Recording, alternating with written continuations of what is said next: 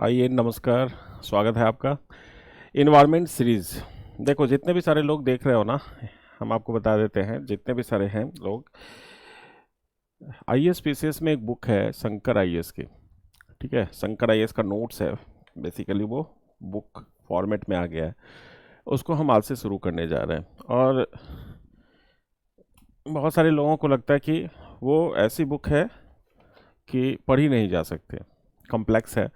और जिन लोगों का इन्वायरमेंट बहुत ही बेकार है, अच्छा से समझ में नहीं आता किसको कहते हैं, कहाँ से क्वेश्चंस आता है, तो वो इस सेशन को ज़रूर करते रहिए। आज पहला सेशन है, इसलिए मैं आपको बता रहा हूँ कि इस सेशन को आपको करना बहुत ही फ़ायदेमंद होगा। तो सबसे पहले, आज क्लास को शुरू करने के पहले मैं आपको बता देता हूँ, एक टेलीग्राम चैनल है जो यूट्यूब चैनल के ही नाम पे है, geography with C K Karan sir. उसको सब्सक्राइब अगर आप कर लेते हैं तो मैं यहाँ जो क्वेश्चन मेंस के लिए लिखने के लिए दूंगा, जो इकोलॉजी और इन्वायरमेंट्स में बहुत ही इंपॉर्टेंट है और जो ट्रैक पे है, ट्रैक का मतलब होता है एनालिसिस पे है, उसको आप कर लेंगे और उसी टेलीग्राम पे पोस्ट कर देंगे। और फिर मैं आपको चेक करके बता दूंगा कि आप का जो लिखने का ढंग है सही है या नहीं है। तो बहुत सारे लोग हमारे संपर्क में मुखर्जी नगर में भी रहते थे, तो मैं इसी तरह से करता था। ऑनलाइन पे मैं एक्टिव हुआ हूँ, वैसे तो ऑनलाइन प्लेटफॉर्म पे काम किया है हमने बहुत, लेकिन अपने ऑनलाइन पे मैं एक्टिव हुआ हूँ, तो इस पे थोड़ा सा मेहनत करने की मुझे ज़रूरत भी है और आप लोगों को थोड़ा सा साथ भी देना चाहिए। तो आइए और आगे बढ़ते हैं। उससे पहले सब्सक्राइब कर लीजिएगा चैनल को और टेलीग्राम को भी कर लीजिएगा, ताकि जो भी क्वेश्चंस मैं यहाँ आपको दे रहा हूँ उसको अगर आप लिखते हैं, यूँ तो कोई भी क्वेश्चन 250 से 300 वर्ड से ज़्यादा नहीं लिखना होता है, लेकिन 50 वर्ड्स, 100 या फिर 75 वर्ड्स, इतने तक भी छोटे छोटे क्वेश्चंस आते हैं लिखने के लिए। तो उन सब को मैं आपको दिया करूँगा और उसी टेलीग्राम पे आप भेज दिया करेंगे। तो आज पहली क्लास है, तो बहुत इन्वायरमेंट के साथ रूबरू होना है, इंट्रोडक्शन है, उसको हम शुरू करते हैं। तो चैप्टर है इन्वायरमेंट और इकोलॉजी। तो सबसे पहले तो इस चीज़ को समझिए कि क्या होता है इन्वायरमेंट और क्या होता है इकोलॉजी।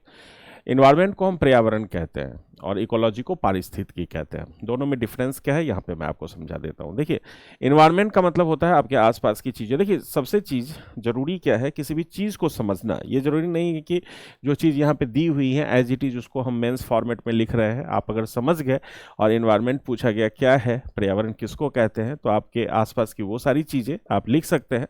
बहुत कॉमन लैंग्वेज में आपको मेंस में लिखना होता है, क्योंकि जनरल स्टडी है, सामान्य सी जानकारी आपको अपने पास रखनी है, ताकि आगे आप ब्यूरोक्रेट्स बने तो हर डिपार्टमेंट्स, हर क्षेत्र की जानकारी आपके पास हो, ताकि आपको कोई भी किसी क्षेत्र में मतलब ऐसा नहीं समझे कि ये अनभिज्ञ हैं या इस तरह के।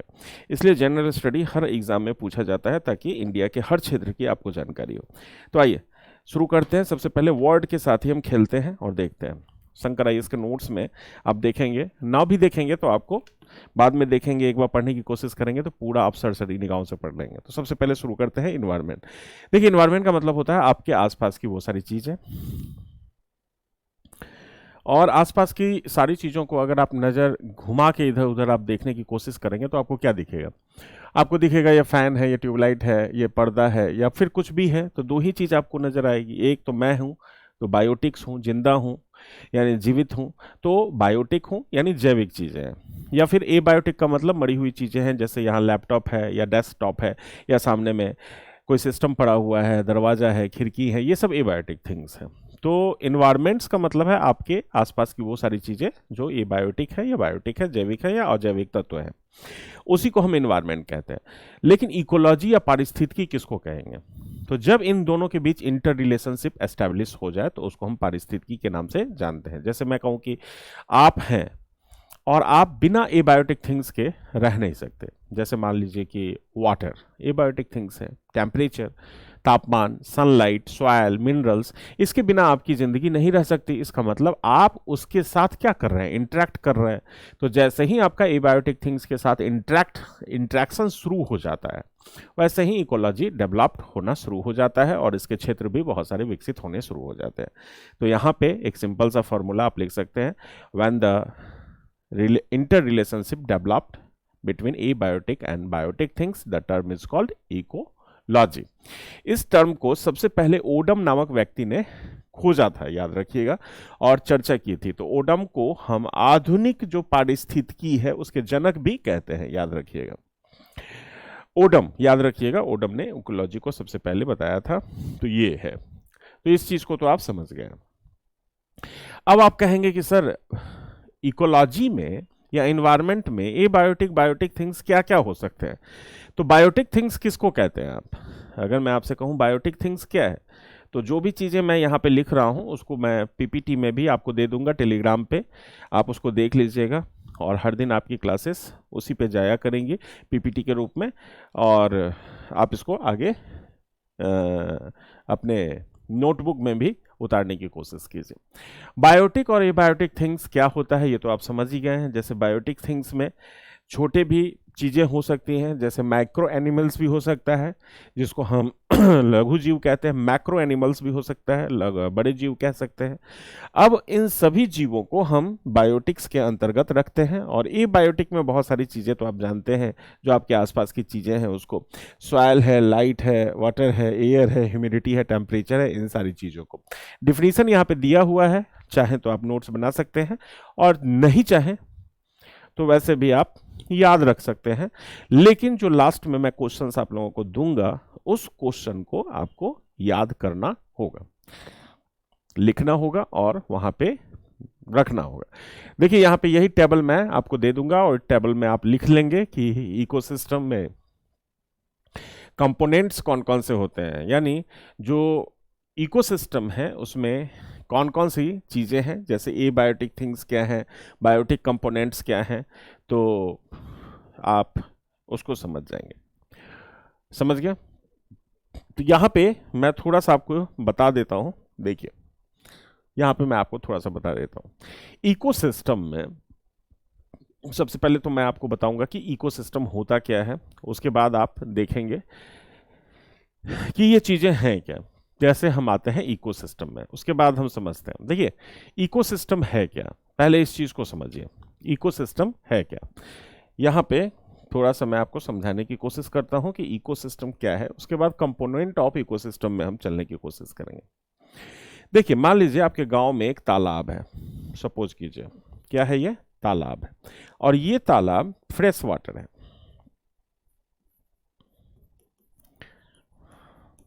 ठीक है, आपके गांव में एक तालाब है जो सॉल्ट वाटर है।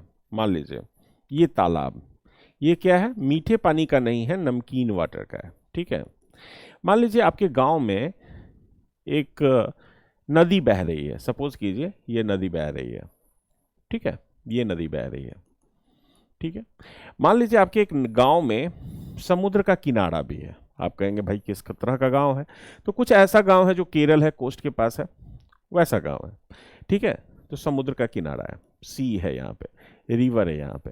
अब आप मुझे बताइए इन सभी जगह पे फ्रेश वाटर, सॉल्ट वाटर, या फिर रिवर या सी, इवन आपके गांव में एक पीपल का पेड़ है।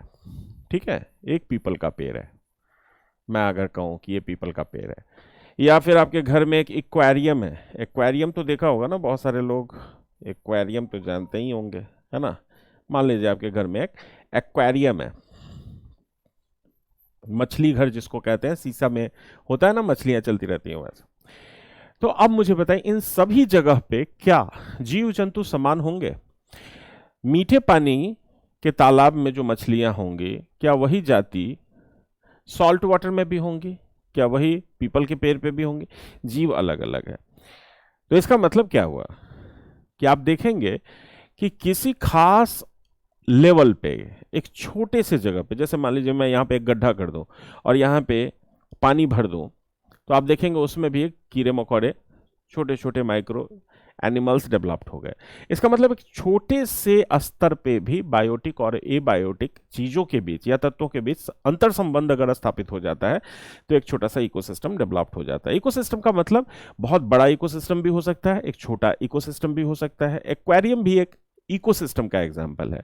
तो इकोसिस्टम का मतलब हुआ कि जब एक कम्युनिटी लेवल पे, अगर मैं आपसे कहूं कि कम्युनिटी लेवल क्या होता है, जैसे आप एक्वेरियम में आप देखेंगे कि कुछ मछलियों को अगर आप डाल देंगे एक्वेरियम में तो सारी मछलियां ही समाप्त हो जाएंगी। तो पर्टिकुलर जीव ही किसी न किसी के साथ रहना चाहती हैं और किसी खास क्षेत्र में रहना चाहती हैं। इसका मतलब है कि एक कम्युनिटी बना के रहना चाहते हैं। आप देखेंगे ना कि आप भी बहुत जगह पे आप दोस्तों को शामिल करते हैं और कुछ कुछ को कहेंगे नहीं इसके साथ दोस्ती नहीं करना है। इसका मतलब क्या है, एक कम्युनिटी आपने डेवलप किया। उसी तरह से एक छोटे से स्तर पे कम्युनिटी डेवलप्ड हो जाता है, चाहे गड्ढे में हो जाए, तालाब में हो जाए या कहीं भी हो जाए। ठीक है, एक्वेरियम भी एक इकोसिस्टम का एग्जाम्पल है। तो इकोसिस्टम का मतलब एक छोटे से स्तर पे या एक सामुदायिक स्तर पे जब अजैविक और जैविक तत्वों के बीच में संबंध स्थापित हो जाता है तो उसको हम इकोसिस्टम का नाम देते हैं। जैसे एक्वेरियम एक इकोसिस्टम का एग्जाम्पल है। फ्रेश वाटर इकोसिस्टम हो सकता है, सॉल्ट वाटर इकोसिस्टम हो सकता है, लेकिन हर में जीवों की संख्या और जीवों का जो वैरायटी है, जो प्रजाति है, जो स्पेसीज है, वो चेंज हो जाएंगे। समझ गए? तो इकोसिस्टम याद रखिएगा। एक व्यक्ति है एजी टॉन्सले, उनको याद रखिएगा।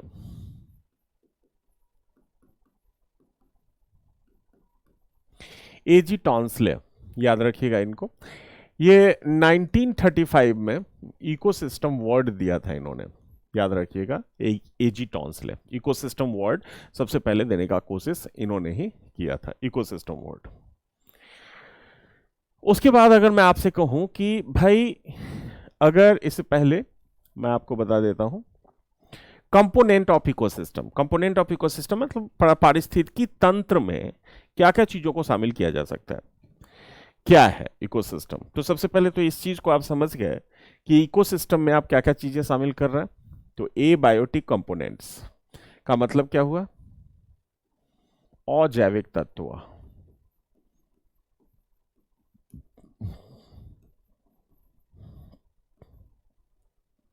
और बायोटिक कंपोनेंट्स का मतलब क्या हो गया? जैविक तत्व।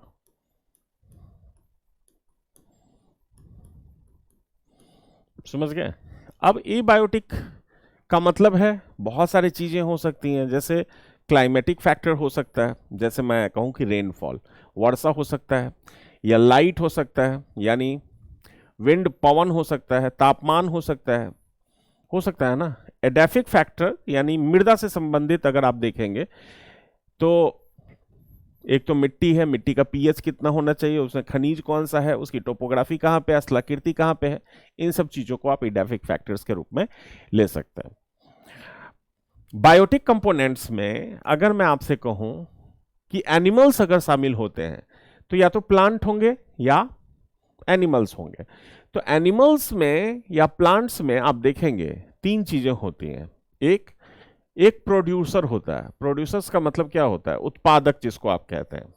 ठीक है, तो ये जो उत्पादक है ये प्लांट्स होंगे। याद रखिएगा क्या होगा? ये प्लांट्स होगा उत्पादक, क्योंकि वो खुद ही सारी चीजें डेवलप करता है, बनाता है। कंज्यूमर्स का मतलब हो हेट्रोट्रॉफ, जिसे अपना खाना बनाने नहीं आता है और जो दूसरे पे डिपेंड है, उसको हम क्या कहते हैं? That is heterotrophs. जैसे मानव है, जैसे कुत्ता हो गया, डॉग हो गया, या फिर कोई भी एनिमल्स अपना खाना नहीं बनाता, वो किसी और पे डिपेंड रहता है। प्लांट्स को ही सिर्फ प्रोड्यूसर हम मान सकते हैं। डीकंपोजर्स में हम बैक्टीरिया को या सैप्रोफाइटिक्स एनिमल्स को मानते हैं, जिसको मृतोपजीवी भी कहते हैं। याद रखिएगा, बहुत सारे ऐसे मासेस होते हैं, बैक्टीरिया होते हैं, उसको भी हम इसमें शामिल कर सकते हैं। ठीक है, तो ये है डीकंपोजर्स। इसके अलावा जो कंज्यूमर्स होते हैं उसमें हम primary consumers, secondary consumers, tertiary consumers, quaternary consumers, प्राथमिक उपभोक्ता, द्वितीय उपभोक्ता, तृतीय उपभोक्ता और चतुर्थ उपभोक्ता तक हम इसमें शामिल करते हैं। अब ये जो उपभोक्ता है ये क्या चीजें हैं वो आगे आपको समझ में आएगा जब हम फूड चेन आपको बताएंगे, जो शंकर आईएएस के नोट्स में दिया हुआ है। लेकिन इस चीज को आप समझ गए हैं कि भाई कंपोनेंट ऑफ इकोसिस्टम या जो तत्व हैं, जो पारिस्थितिकी के तत्व हैं, वो क्या क्या हो सकते हैं। उसके बाद हम यहां डिस्कस करने की कोशिश करते हैं। अगर मैं इकोसिस्टम में बात कर रहा हूं तो इकोसिस्टम में या लेवल ऑफ ऑर्गेनाइजेशन अगर हम बात करें कि इकोसिस्टम में जो संगठन बनता है वो कैसे डेवलप्ड होता है, तो सबसे पहले अगर मैं आपसे कहूं कि सबसे पहले कोई एक स्वतंत्र जीव है, मान लीजिए एक मछली है, इसको हम क्या कहेंगे? एक जीव है, इंडिविजुअल हो गया। अब इसकी संख्या बढ़ रही है, इसका मतलब इंडिविजुअल से हम बात करेंगे तो हम पॉपुलेशन की तरफ चले जाएंगे। इंडिविजुअल का मतलब हो गया व्यक्तिक रूप से एक व्यक्ति है। फिर एक व्यक्ति अगर बढ़ गया तो जनसंख्या बना देता है। लेकिन अब जनसंख्या बहुत सारे जीवों की हो सकती है। मान लीजिए आप शेर के साथ तो रहेंगे नहीं, आप लायन के साथ रहेंगे नहीं, एक पर्टिकुलर जीव के साथ रह सकते हैं। जैसे कुत्ते के साथ रह सकते हैं, आप बिल्लियों के साथ आप रह सकते हैं, चूहों के साथ रह सकते हैं, रैबिट के साथ रह सकते हैं। लेकिन आपको मैं कहूं कि नहीं लायन के साथ रह लीजिए जंगल में जाके, नहीं रहेंगे। आप कहेंगे कि नहीं उसके साथ मैं रही नहीं, इंटरेक्शन नहीं है मेरा, मैं अलग कर चुका हूं आपका। कुछ पर्टिकुलर कम्युनिटी बना लेते हैं जहां पे इकोसिस्टम डेवलप्ड होता है, तो एक समुदाय में रहना शुरू कर देते हैं और वहीं पे वो अपना फूड चेन भी डेवलप कर लेते हैं, तो कम्युनिटी बन गई। कम्युनिटी जब इंटरेक्ट होती है एक दूसरे से, तो मैंने आपको क्या कहा, इकोसिस्टम बन जाता है। कम्युनिटी का मतलब जितने भी पॉपुलेशन है उसमें कुछ खास ग्रुप हैं जो कम्युनिटी बना रहे हैं। फिर इकोसिस्टम पारिस्थितिकी तंत्र का विकास हो जाता है। तो पारिस्थितिकी तंत्र का विकास तो एक छोटे से स्तर पे भी हो सकता है, जैसे मैंने आपको कहा कि एक्वेरियम में भी हो सकता है, मैंने आपको कहा कि एक तालाब में भी हो सकता है, लेकिन अलग अलग होगा। फ्रेश वाटर में अलग, सॉल्ट वाटर में अलग, ये अलग अलग होगा। उसके बाद मैंने कहा कि जब इकोसिस्टम डेवलप्ड होता है तो फिर बायोम का विकास होता है। कई सारे इकोसिस्टम मिल जाते हैं तो बायोम बनता है, और बायोम जब बन जाएगा तो बायोस्फीयर का निर्माण होता है। अब ये बायोम और बायोस्फीयर आपके लिए एक शब्द है जो नया शब्द है, इसको हम जरा देखते हैं। तो इस सीरीज को आप जरूर याद रखिएगा, इंडिविजुअल, फिर पॉपुलेशन, फिर कम्युनिटी, फिर इकोसिस्टम, फिर बायोम, फिर बायोस्फीयर। ये कम्युनिटी आपको याद रहना चाहिए, बहुत सारे एग्जाम में ये कम्युनिटी आपसे पूछा जाता है, याद रखिएगा।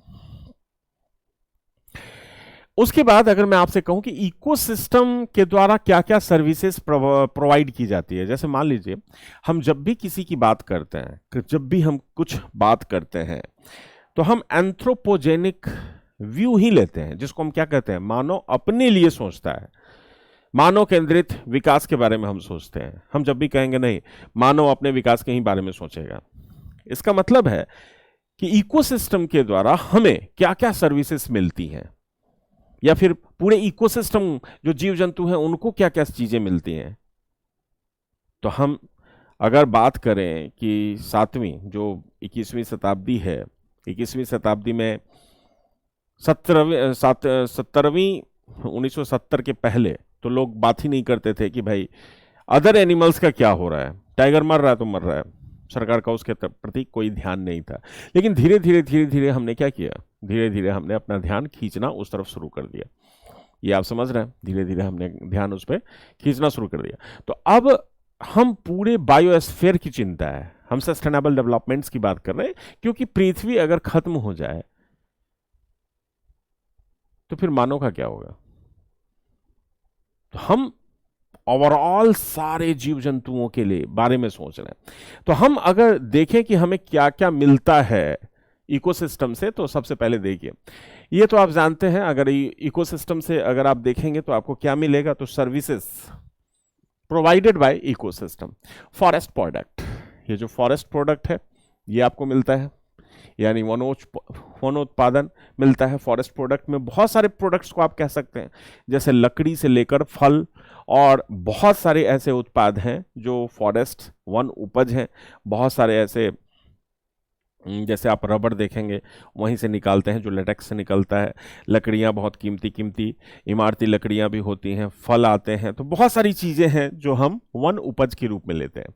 उसके अलावा हमारा जो कोस्टल पॉपुलेशन है लगभग 15-16% है इंडिया में, और वर्ल्ड में आप देखेंगे तो बहुत सारे देश हैं जो कोस्टल हैं, उनको मैरीन प्रोडक्ट्स भी ये इकोसिस्टम प्रोवाइड करता है। अब इकोसिस्टम का मतलब है कि ओवरऑल पृथ्वी पे हजारों लाखों इकोसिस्टम छोटे छोटे डेवलप्ड हुए हैं। मैंने कहा कि पर्टिकुलर कम्युनिटी अगर किसी स्थान पे इंटर रिलेशनशिप एस्टैब्लिश कर लेता है तो इकोसिस्टम डेवलप्ड हो जाता है। तो marine products and raw materials भी आपको मिलता है। उसके बाद बायोकेमिकल एंड जेनेटिक रिसोर्सेस, जैसे अगर मैं आपसे कहूं कि आप एक दूसरे से अलग हैं, तो अगर मैं आपसे कहूं अलग कैसे हैं, दो तरह से अलग हैं। एक, आप देखने में उससे अलग लगते हैं, तो ये फिनोटाइपिकली जेनेटिक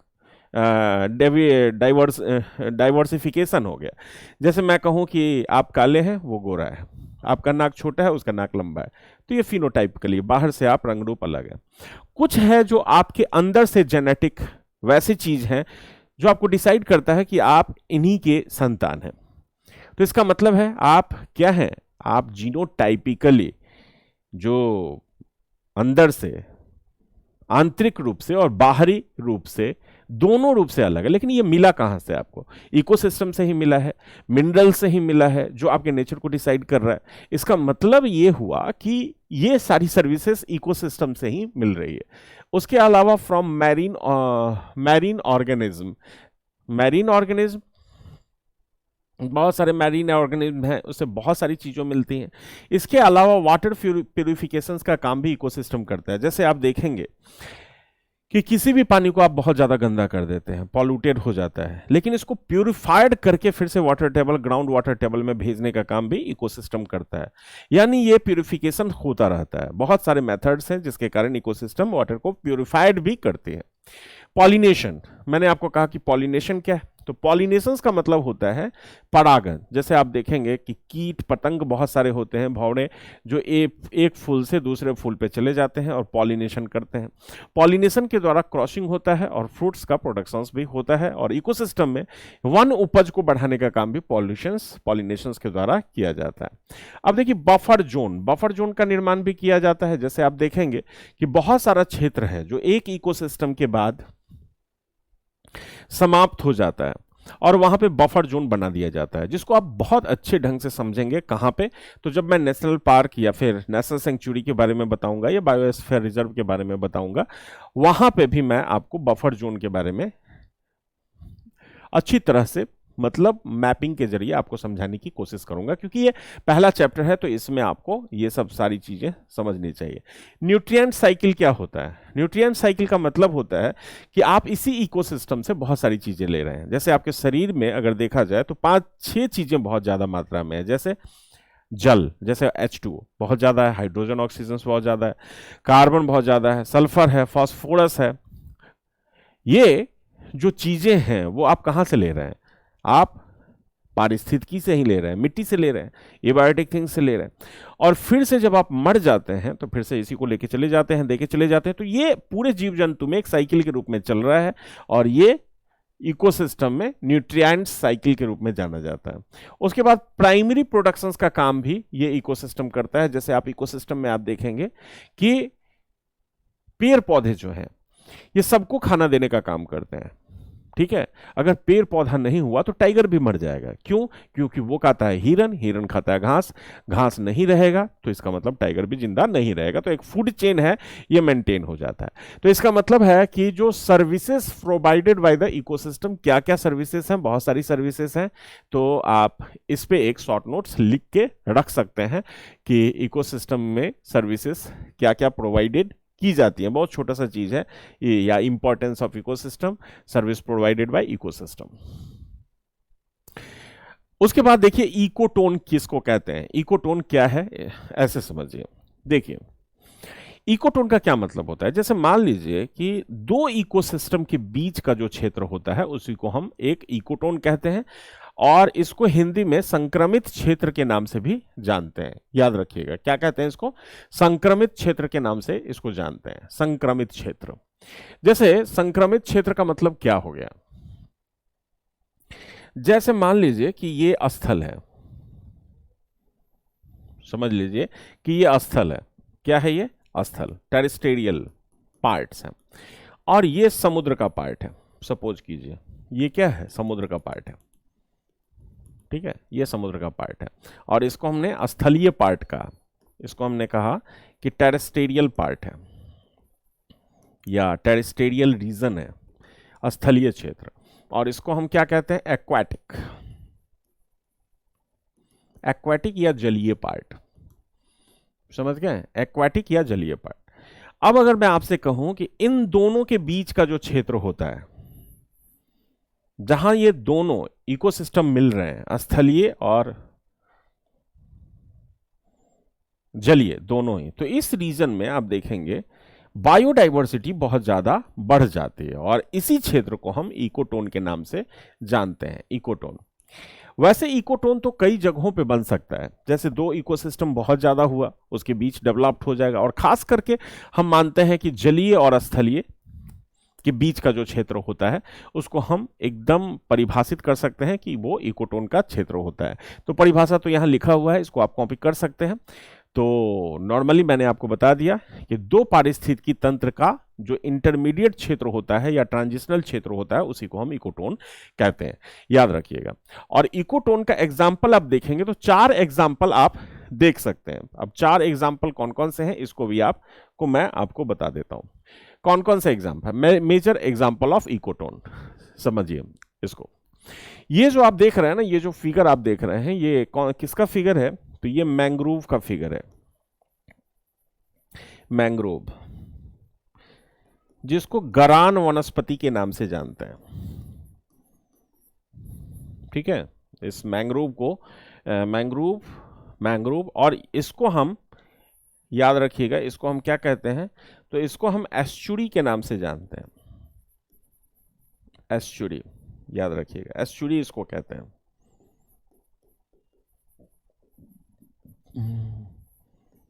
एस्चुरी। इसके अलावा मैंग्रोव है या एस्चुरी है, इसके अलावा 2 और है। जैसे अगर मैं आपसे कहूं कि डेल्टा, ये भी एक क्या है? इकोटोन है। और कोरल रीफ, याद रखिएगा, कोरल रीफ, प्रवाल भित्ति भी एक इकोटोन है। प्रवाल भित्ति,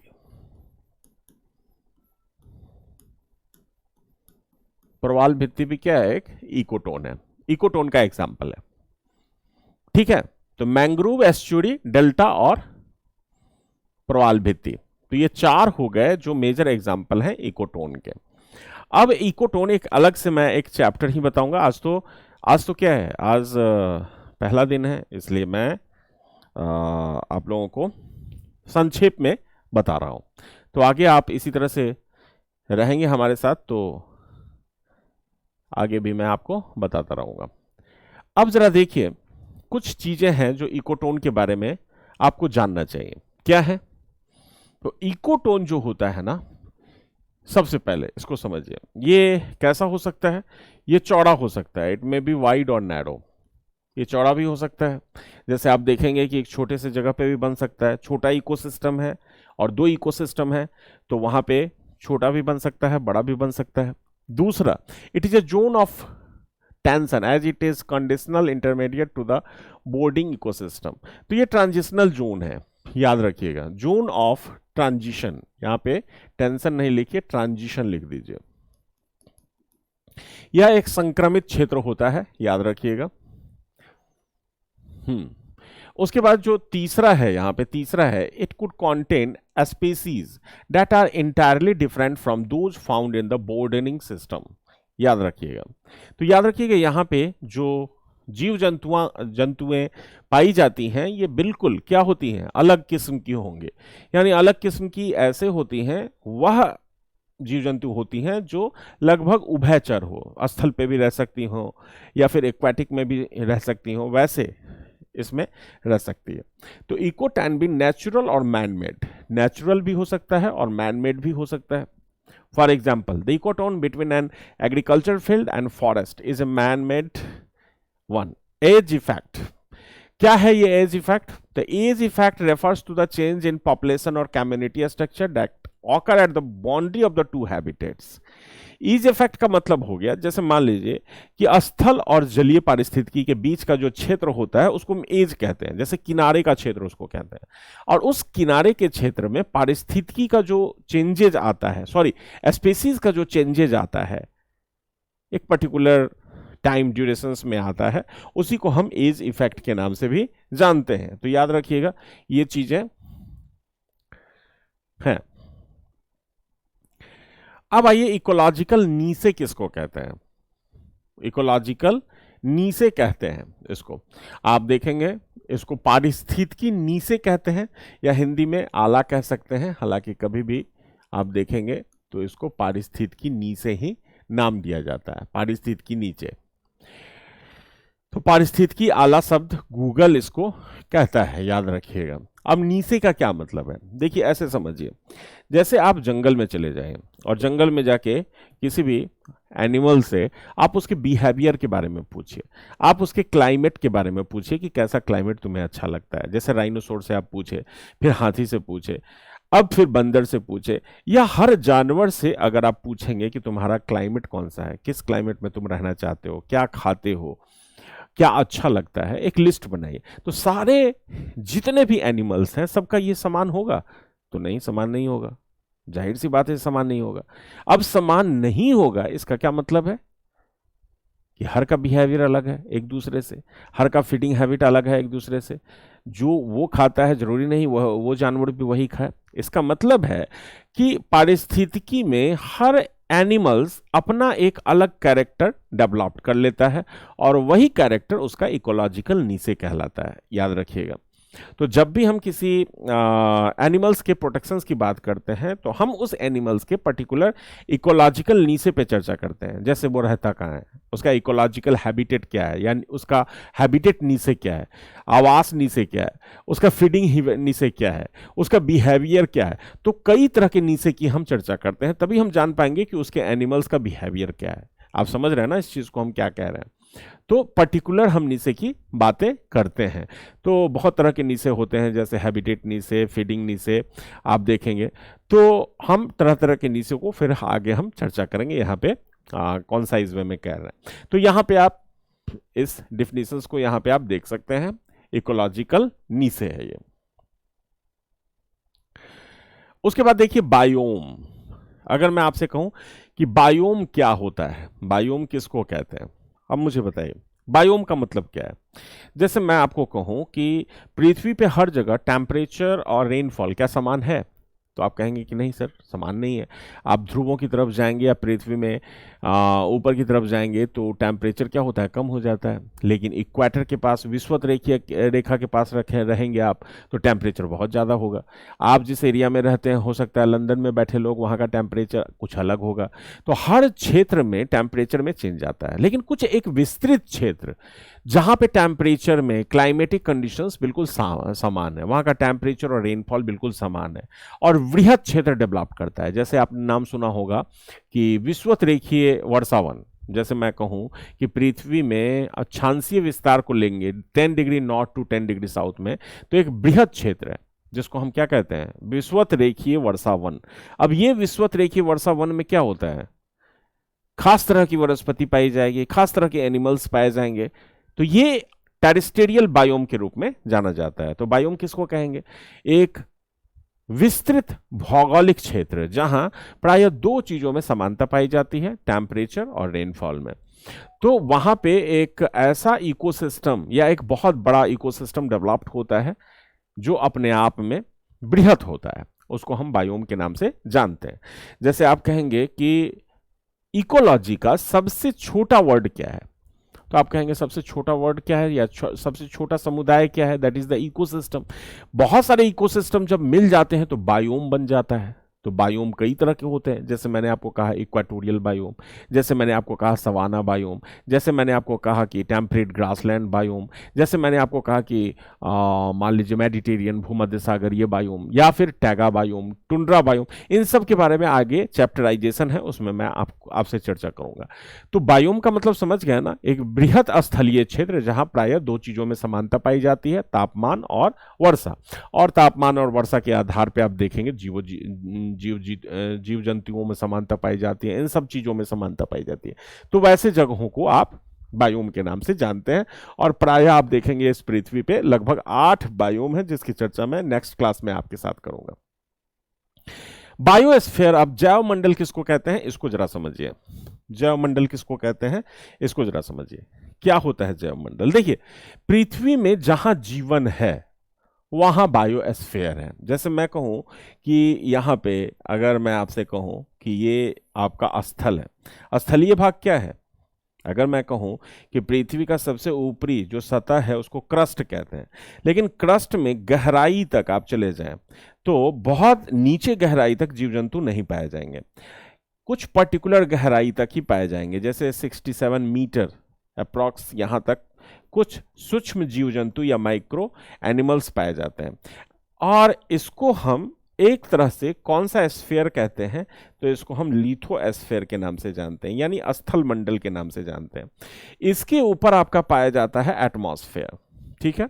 और एटमॉस्फेयर में अगर मैं बात करूं तो जो भी चील, कौवे या माइक्रो एनिमल्स हैं वो 6000 मीटर यानी 6 किलोमीटर तक ही पाए जाते हैं, उसके ऊपर कुछ भी नहीं पाया जाता। इसका मतलब जो एटमॉस्फेयर है, यहां भी जीव जंतुओं की जो संख्या है वो कुछ रिस्ट्रिक्टेड एरिया में ही अवस्थित है।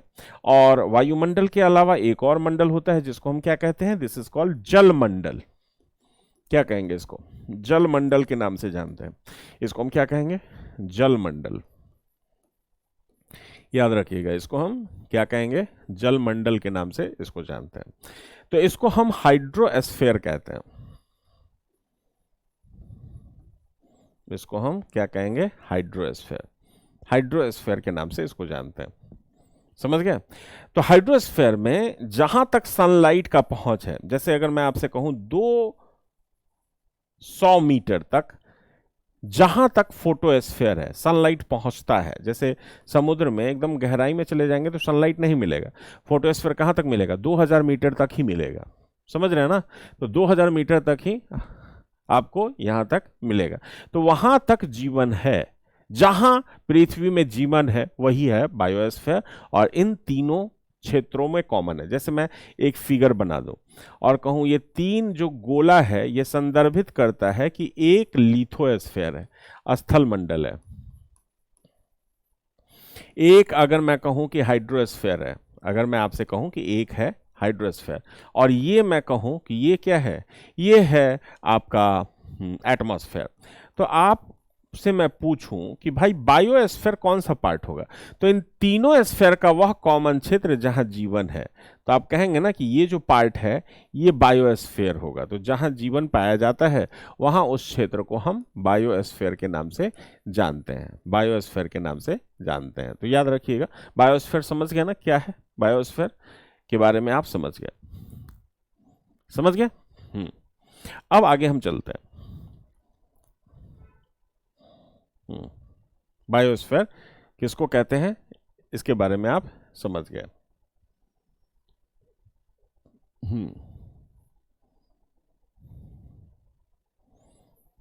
समझ गए। तो बेसिक जो टर्म है ये सबसे पहले आपको क्लियर करना जरूरी होगा। तो बेसिक टर्म को इसी तरह से आप क्लियर करते रहिएगा, ठीक है, क्लियर करते रहिएगा और आगे हम आपको बताते भी रहेंगे। तो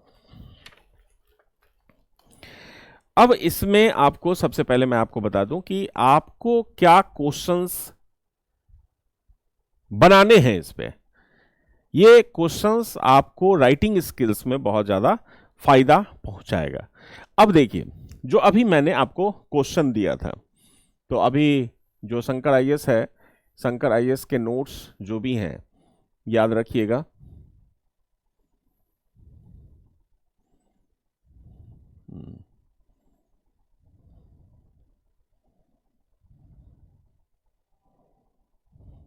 हम्म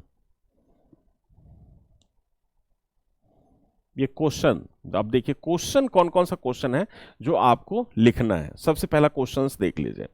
ये क्वेश्चन आपको टेलीग्राम सेक्शन पे आपको डालना होगा। और ये क्वेश्चन कौन से क्वेश्चंस हैं ये देखिए। सबसे पहले, पारिस्थितिकी तंत्र से आप क्या समझते हैं।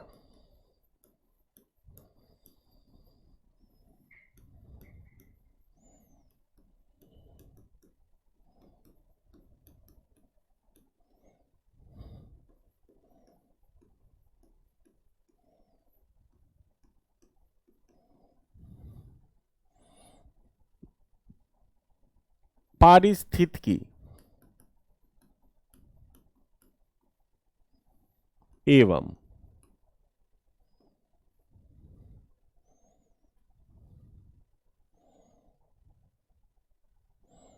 पारिस्थितिकी तंत्र एवं बायोम में अंतर स्पष्ट करें।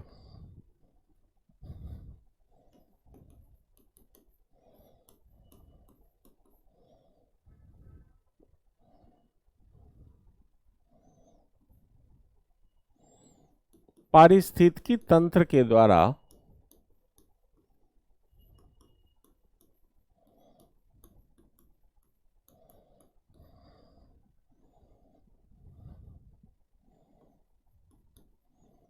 मानव की आर्थिक सुविधाएं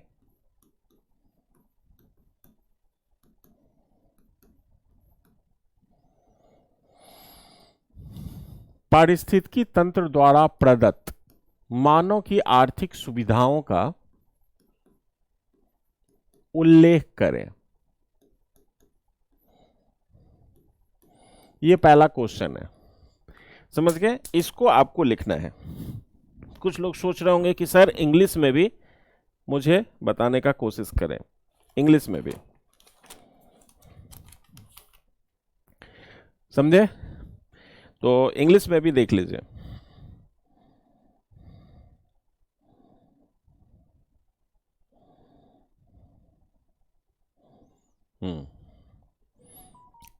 पारिस्थितिकी तंत्र से आप क्या समझते हैं? पारिस्थितिकी तंत्र एवं बायोम में अंतर स्पष्ट करें।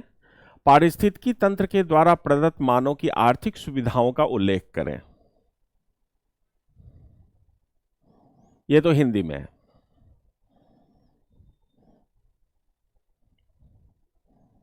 लिख लिया? इंग्लिश में पारिस्थितिकी तंत्र से आप क्या समझते हैं?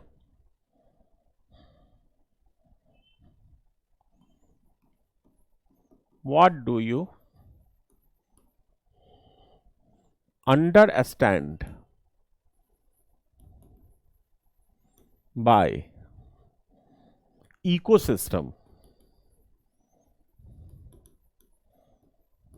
ये पहला है, what do you understand by ecosystem. तो इसको तो आपको क्या करना है, जो मैंने आपको बताया इकोसिस्टम क्या है, बस इसको 20 वर्ड्स में आपको लिखना है। ठीक है, ये टोटल क्वेश्चन है कितने वर्ड का? तो 250 से 300 वर्ड का।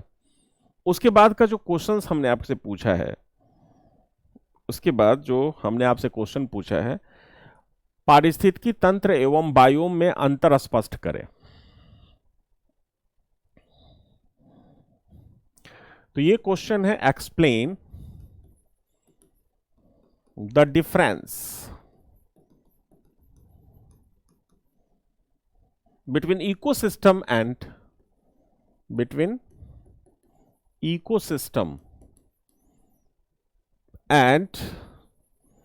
biome। ठीक है, ये हो गया एक्सप्लेन द डिफरेंस। ये explain the difference between ecosystem and biome, इसको भी आपको कितने वर्ड में लिख लेना है? इसको भी क्या करना है आपको? 20 से 30 वर्ड्स में ये आप लिख सकते हैं, 20 से 30 वर्ड्स में। ठीक है, और उसके बाद पारिस्थितिकी तंत्र के द्वारा, पारिस्थितिकी तंत्र के द्वारा प्रदत्त मानव की आर्थिक सुविधाओं का उल्लेख करें।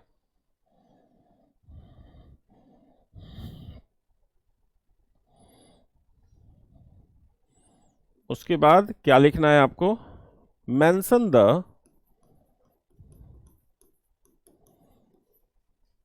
economic aspect, mention the economic aspect of the value provided by